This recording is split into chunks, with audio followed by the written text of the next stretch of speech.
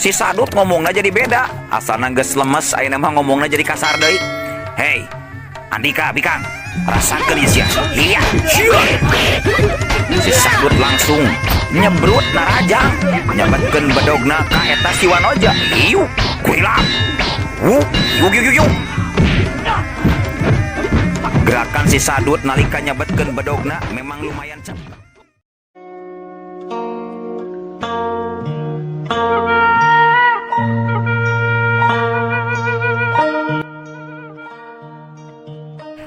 Assalamualaikum warahmatullahi wabarakatuh. Wadia balad ATE official di mana wae ayana. Alhamdulillah wa syukur ala ni'amillah. Urang sadayana tiasa petepang deui dina acara anu matuh kamemet urang sadayana. Nyatana dina pagelaran dongeng Sunda jejer carita Si Getih. Ayeuna kantun bagian anu ka 24. Nah, tekaraosnya parantos 24 deui.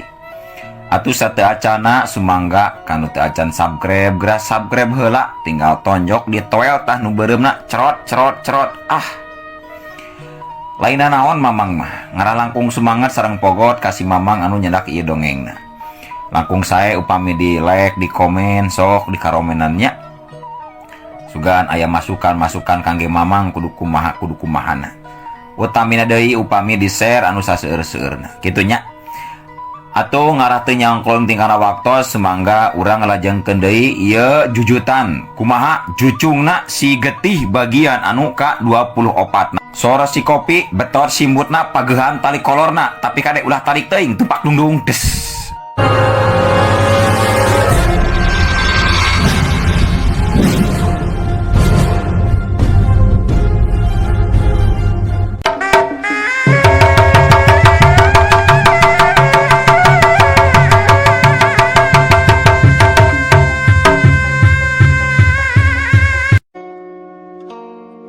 Set gep harita perah bedog beunang ditewak ku Raden Tirta Jaya Kusuma. Aya bedog pusaka. Hebat ieu bedog bisa datang sorangan ka diri aing. Jeung mungguhing pangeran anu sampurna maha kawasa. Sabalikna mah kahebatan jeung kasaktian manusia memang taya anu sampurna ngan ukur rokok anu sampurna mah. Ayeuna dina leungeun aing aya bedog pusaka nuturkeun ka diri aing. Kaluar tina hiji raga jawara jigana mah ieu karasa ku aing teh. Saha atunya anu keur meunang lara jeung kanyeri? Anu keur meunang kanyeri jeung kapeurih. Beungeutna bet kokolebatan we dina kongkolak panon batin aing. Ceuk Raden Tirta Jaya Kusuma ngagarendeng ngomong sorangan harita teh. Bari panon batina anu geus kalatih mungguh seukeut. Bisa nempo ka tempat anu jauh, bisa nyawang ka tempat anu anggang. Jeung bisa ningali kana kajadian anu kaalaman ku jalma sejen anu patali jeung barang atawa bajuna anu parang kakepeul dina leungeun dirina. Sanggeus lila peureum kadenge cumarita deui cilaka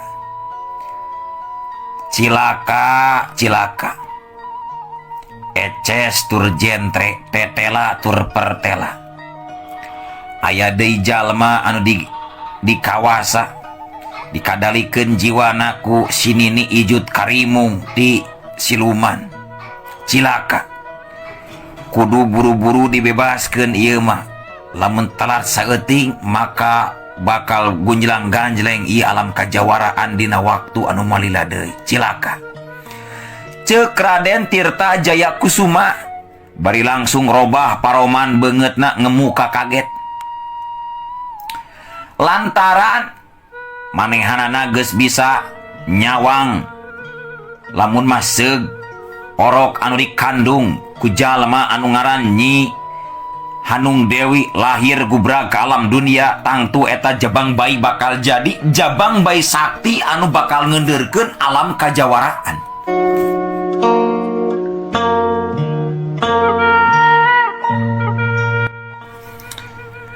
Kencaning carita alam pabeberang kiwaritas kasilih deui kuanci peuting sumanding.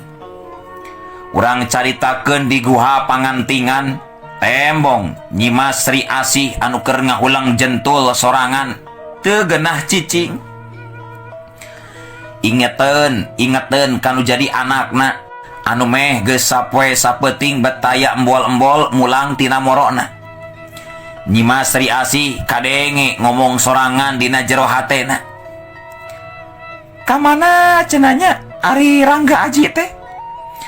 Tarati sasarina moro teh batuluy ngamplang seperti kieu. Sarta ieu hate teh jol teu ngareunah rarasaan ngaden ratug tutunggulan. Jaba beuteung aing teu kuat lapar, tisuk mula can manggih kadaharan. Salempang ongko deui ieu teh kutu Rangga Aji Purba sok sieun ngalaman anu kajadian teu dipiharep. Jaba ieu salaki aing teh meuni hese kana cageurna. Cager deui atawa moalnya ieu salaki aing teh. Jeung lamun moal cager deui mah wayahna wae. Hampura Kang, ku aing rek ditinggalkeun lamun moal cager deui mah. Tibatan ngabarabekeun ka aing wungkul mah tinggalkeun we ku aing. Aing rek indit, rek neangan Rangga Aji. Ceuk Nyimas Sri Asih anu memang boga sifat teu bisa nyang hareupan salaki anu lemah.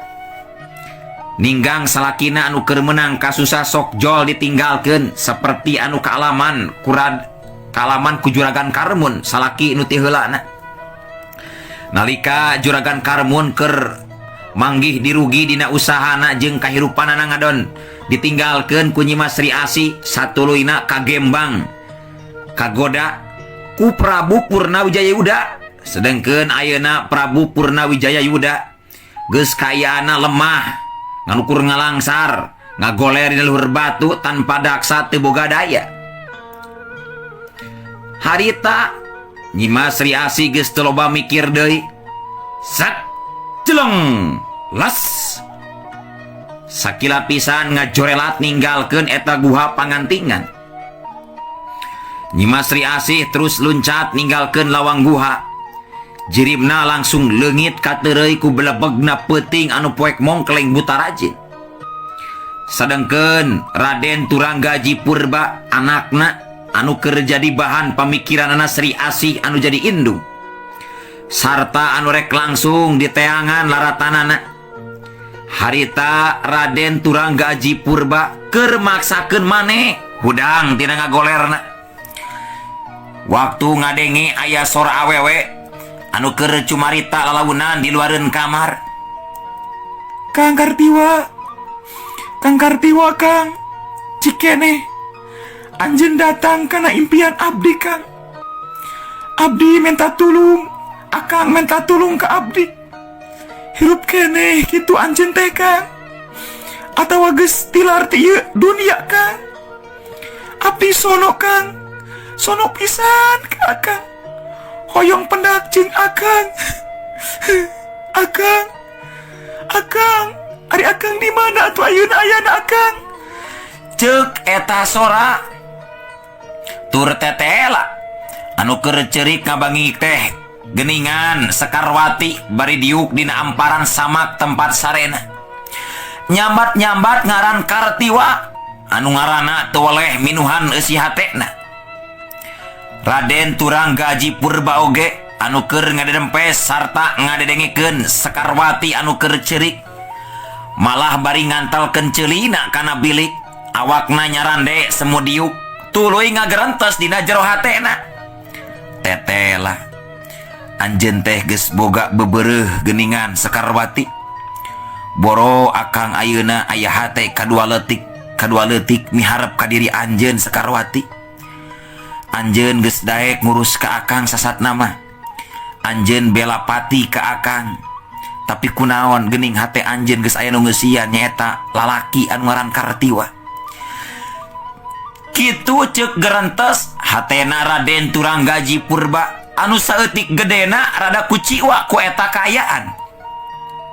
Sabab jujur atuh Raden Turangga Aji Purba memang ayah hate kadua leutik ka Sekarwati teh. Pinuh ku pangharapan aya kahayang ka Sekarwati. Ari pek teh ayeuna kanyahoan. Sekarwati nyebut-nyebut ngaran lalaki sejen. Sehingga ngajadikeun eta hal teh beuki tambah kuciwa jeung peuri hatena Raden Turangga Aji Purba. Sedangkeun Ari Kartiwa anu keur dipiingat dipieling ku Sekarwati, harita Kartiwa manehanana keur ngagebig-gebigkeun awakna sorangan hayang leupas tina rante anu tuluy pageuh ngaborogod awakna.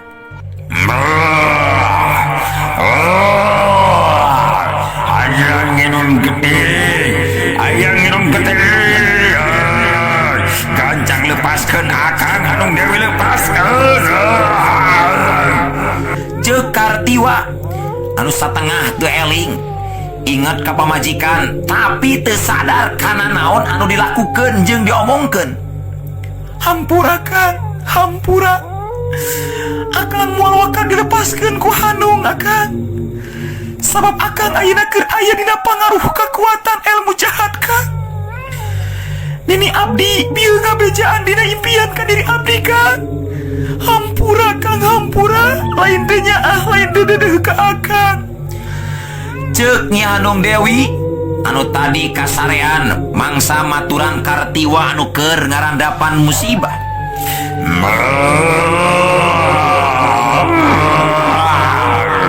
Tulungan Akang Hanung Dewi, tulungan Akang Hanung Dewi.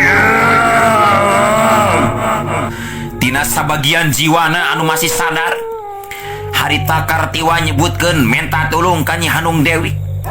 Anu justru eta kaayaan teh ngadatangkeun kekuatan jahat sejen ti Nini Ijut Karibu anu harita keur ngeh kai seuri di alam siluman.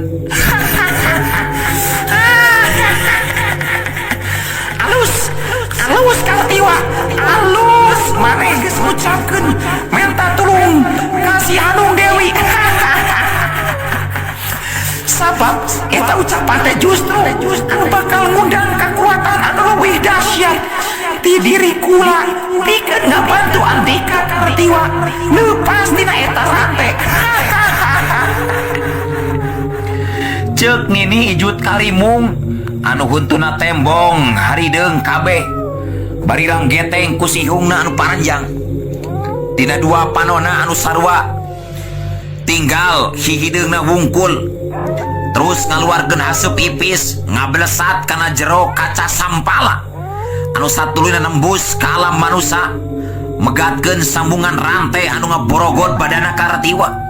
Set wush brat brat.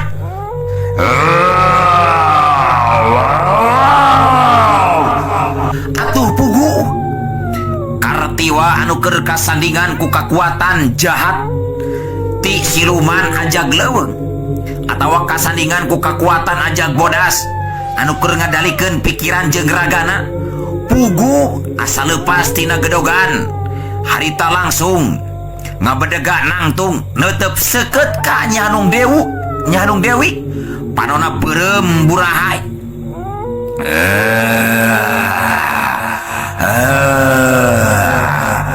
Andika mah lain parawan sia hingga jauh ti aing hingga. Ceuk Kartiwa anu geus kalindih deui pikiranana teu eling deui ka sasaha. Kang eling Kang ieu abdi Hanung Dewi bojo Akang. Ceuk Nyi Hanung Dewi anu harita kaget sabab rantai anu khusus anu geus diranjah kawatna paragat bet beunang ngejelemprung kabeh ku Kartiwa anu harita kasandingan ku siluman ajag bodas. Ku Nyi Hanung Dewi terus dihalangan lengkahna harita teh. Halik sia, halik bet ngadon ngalangan kai. Halik siut berat beras ada. Nyi Hanung Dewi ngagerok kaget bari awakna langsung labuh diuk ka tukang. Pipina anu katuhu ngagaraleng tapak ramo-ramo jari leungeunna Kartiwa anu tuluy nyakar. Padahal mah eueuh kukuan anu seukeut, tapi ngadadak nalika Kartiwa nyakar bet langsung ngagalang tapakan dina beungeut Nyi Hanung Dewi. Tungtung nama Nyi Hanung Dewi oge ngadon terus cerik sorangan di jero imah. Barang jeung jerut turuna Kartiwa di jero imah bari seserian sorangan. Ciribna ngabelesat nembus beleg-begna wanci peuting. Kang Kartiwa, Kang Kartiwa, kunaon atuh salira teh Kang? Jiwa salira bet bisa dikadalikeun kudu teu pararuguh Kang. Kabagjan urang teh bet kudu kaganggu dibumbuan ku kapeurih Kang. Kang Kartiwa. Kitu jerit hatena Nyi Hanung Dewi harita. Sedengkeun Kartiwa manehana tuluy kokolebatan bari lumpat tarik nakeranan gerakanan. Dasar kudu kitu we meureunan jujutanana. Kartiwa anu geus haus ku getih murni parawan teh beterus ngajugjug muruh ka imah panggung leutik. Anu mana eta panggung leutik keur dicicingan ku Sekarwati jeung ku Raden Turanggaji Purba anu masih keneh can pulih tina kasehatanana.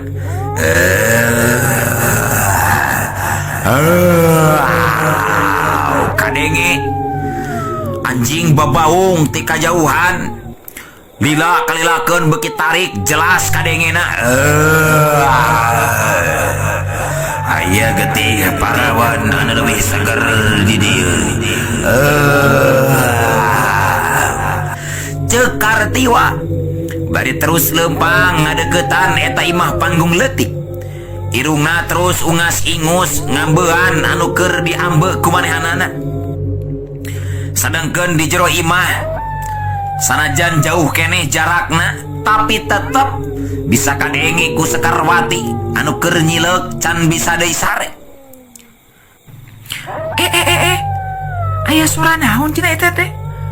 Ini gak kerem gitu suarana, tapi rada jauh keneh karasana ku aing. Serta suarana bangun tuluy ngadeuketan ka ieu imah. Tanggara tanda naon cenah ieu teh? Biasa sieun ya. Biasa muringkak bulu punduk karasana ku aing mah. Ceuk Sekarwati anu ngagerendeng ngomong sorangan. Ulah kudu sieun ketang. Ayeuna Raden Turanggaji Purba keur sare tibra. Aya salahna lamun diri aing ayeuna kaluar teh ieu imah sakedeung mah. Naon atuh da? Sare deui ge teu bisa. Aduh nyileuk we tuluy ieu teh panasaran aing mah. Soal naon cenah eta teh nya? Mending teh yang ku aing ayeuna mah. Ceuk Sekarwati bari jerut turun ti jero imah laju ngawaskeun ka tempat anu jauh bari poek sarta tuluy ngajanteng di buruan imah bangun aya anu keur didagoan.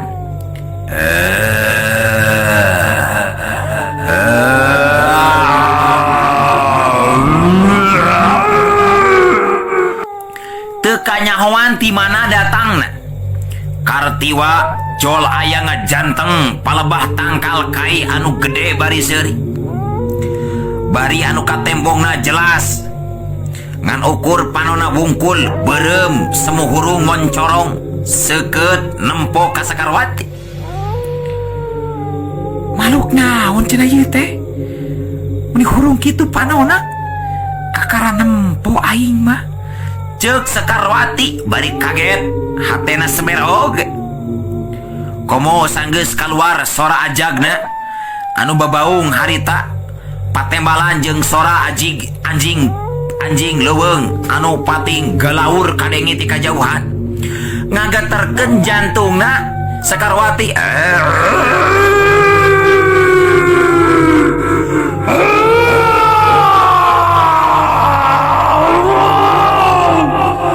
Kartiwa bener-bener sagalana jadi robah lamun keur keranjingan ku siluman ajak bodas. Kadang sok bari babaung sagarupa awakna bari jil keluar bulu-bulu bodas bari rancung.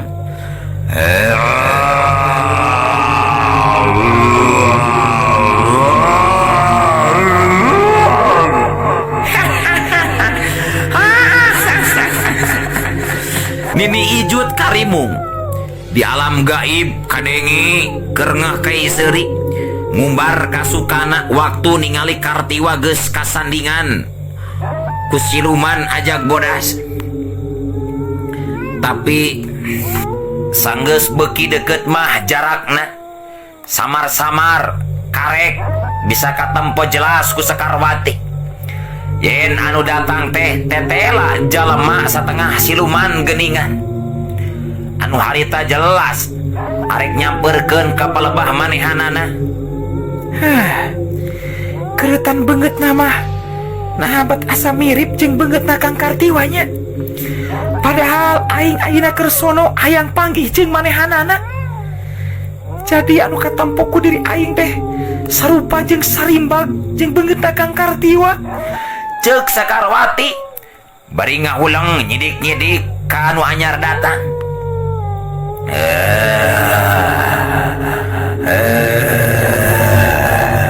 Bakal leuwih seger ieu geuting teh jiga nama ngunah fulan jeung fungkil feno jiga nama ieu geuting parawan teh. Ceuk Kartiwa anu keur kasandingan ku siluman ajak bodas bari terus lempang ku metap ngadeketan ka palebah tempatna Sekarwati. Duh para mitra sadayana dadah punten nya ieu sora mamangna nuju serak biasa. Mamangna tos cicileuweuhan ayeuna namanya biasana sadinten ngupload deh 2 kali ayeuna mah jadi sakali. Jalaran mamangna biasanya gaduh paguyuban, mamangna gaduh anak didiknya. Nya jok cicileuhan we ayeuna mah pada malandenya. Ti enjing tabu 8, dugi ka tabu 10. Istirahat tanya dugi ka tabu 12. Teras diselangku berjamaah lohor. Lajeng jam 1 cicileuhan deui nya dina speaker. Dugi ka tabuh 3. Tabuh 3 istirahat heula nya terus maju ka asar bari berjamaah. Tos asar dilajeng tah tabuh 4 dugi ka tabuh 5. Jadi teu aya waktos seep diangge cicileuweuhan. Jadi kieu tah seep sorana meuni serak teh keur mah sorana meuni awon gitu nya ngerebek kari-kari bari surat bener bari serak. Jadi we heureupeuh nya jantan hapunten we gitu nya kakadang mitra sadayana anu ngiring mancok kana dongeng. Hayu urang lajengkeun deui. Harita sanggeus deukeut Sekarwati gancang cumarita. Rek naon Andika bet ngadeukeutan kuring? Tuana tuani tuwawuh kuring mah ka Andika. Sa Andika? Naon tujuan Andika ngadeukeutan ka kuring jeung datang ka ieu patempatan? Ceuk Sekarwati anu memang moal hafaleun. Mun eta teh bener Kartiwa rek apaleun kumaha atunya sabab awakna pinuh ku bulu sorana bari gegereman wae sora ajag bari huntuna rang geteng tulis sihungna meuni paranjang sabab beungeut jeung awakna Kartiwa jadi kanal ku bulu jaba huntuna jadi rang geteng ku sihung harita teh ngajadikeun Sekarwati oge teu bisa nyidikeun kana rupa beungeutna Kartiwa anu sabenerna. Pon kitu deui Kartiwa lamun seug keur gembleng mah pikiranana geus pasti bakal ingeteun yen wanoja anu aya di hareupeunana teh eueuh lain Iwati memang Sekarwati.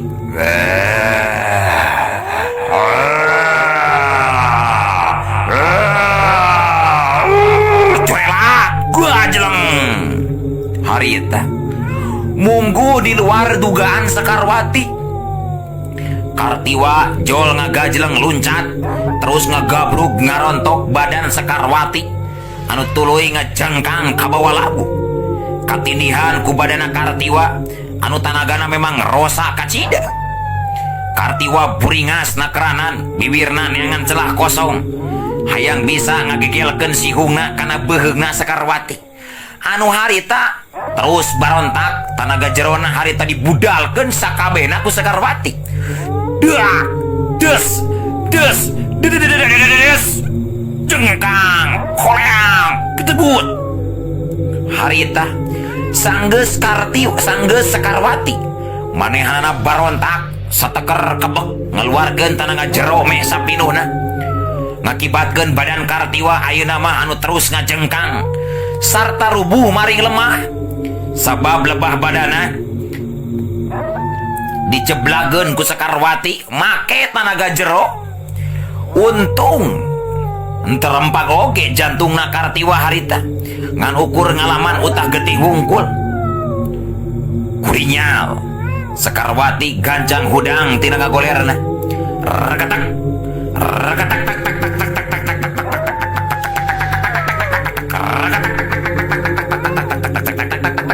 tak tak harita leungeuna dipantengkeun pikeun ngahinpun tanaga lapisan sapinuhna Sekarwati teh. Mangsa ngawatek ajian raga malela anu baris jeung kakarak ayeuna digunakeun luyu ceuk kretek hatena anu hayang ngagunakeun ajian raga malela mangrupakeun ajian pamungkas pawaris ti guruna nyaeta ti Nyi Ambu Alamsari. Tur teu miceun deui waktu harita Sekarwati langsung ngagero tarik marengan kana raga lemesna anu langsung ngalayang keluar tina raga kasarna. Maksud arek terus ngancurkeun badan siluman ngaran teu bisa ngaganggu deui ka alam manusia. Tapi kejadian saturusna munggu di luar dugaan pikeun Sekarwati. Sabab harita nalika Sekarwati awak lemesna ngebresak hurung ngaburicak ngagebur warna bodas ninggalkeun raga kasarna ngajorelat tarikna keranan kadenge aya sora anu ngabledag tarikna keranan bari sora anu ngagorowo satarik-tarikna. Wush wuk wush wuk wush blesap syuk wah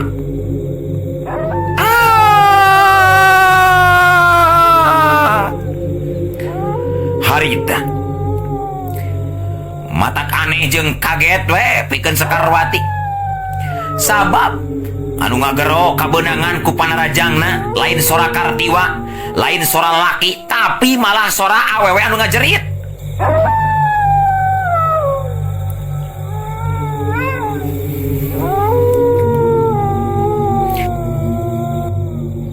Bareng jeung sora anu ngabledag tarik jeung sora anu ngagorowok tarik harita marangan rubuhna hiji wanoja anu tuluy utah getih bari awakna remek satulang sandi hancur jeung satu eta wanoja anu ngajerit teh